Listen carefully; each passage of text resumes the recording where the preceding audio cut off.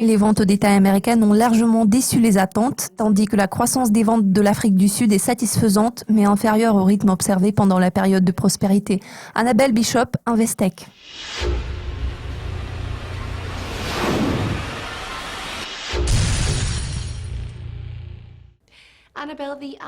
Annabelle, selon le FMI, l'instabilité politique pèse sur les perspectives de l'économie sud-africaine.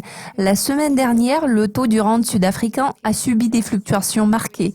Que pouvez-vous dire sur le niveau actuel de la devise sud-africaine? Cette tendance sera-t-elle durable? En mars, nous avons entendu des commentaires très conciliants de la part de la Réserve fédérale. La Fed a maintenu le même ton en avril. Cela a donné une légère impulsion aux marchés émergents, ce qui s'est traduit par une augmentation des flux d'investissement vers les actions et les obligations des pays en voie de développement.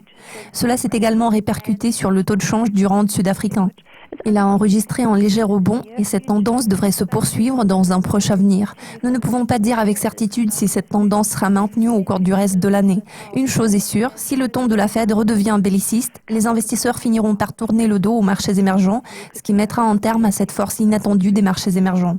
L'Afrique du Sud semble se trouver sur le fil du rasoir. Les titres du pays peuvent être déclassés au statut d'actif à haut risque à tout moment. Après 2 ans d'absence, le pays est revenu sur le marché obligataire international, ce qui témoigne du rétablissement de la confiance des investisseurs. Vos prévisions à moyen terme se situent à 15,45. Quel est votre raisonnement derrière ces chiffres?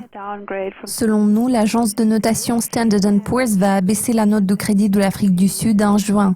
Cela va exercer une pression à la baisse sur le rand, ce qui va pousser la paire $ZAR vers le niveau de 15,5. Cela est dû en grande partie à la faiblesse générale de l'économie sud-africaine et surtout au dérapage fiscal et à la détérioration de la situation financière du pays.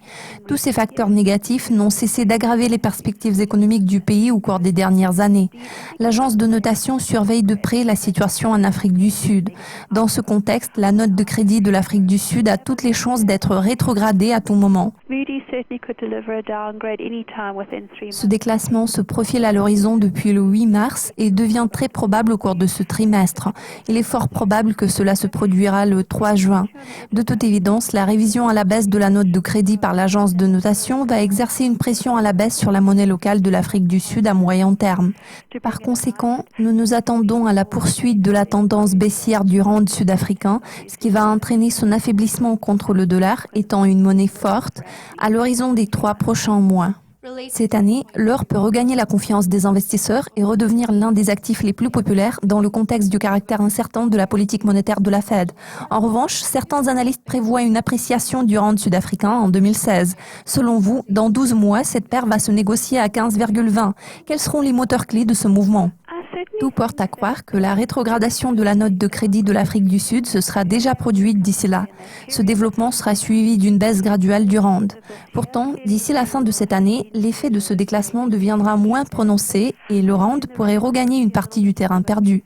Sur le long terme, le rand a le potentiel de progresser à environ 15,20 contre le dollar à partir de son niveau bas de 15,50.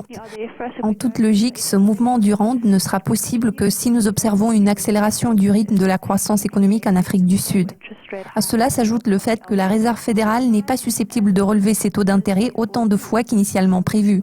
Par conséquent, l'appréciation du dollar sera beaucoup plus lente que prévu et donc les devises des marchés émergents pourront connaître une période favorable.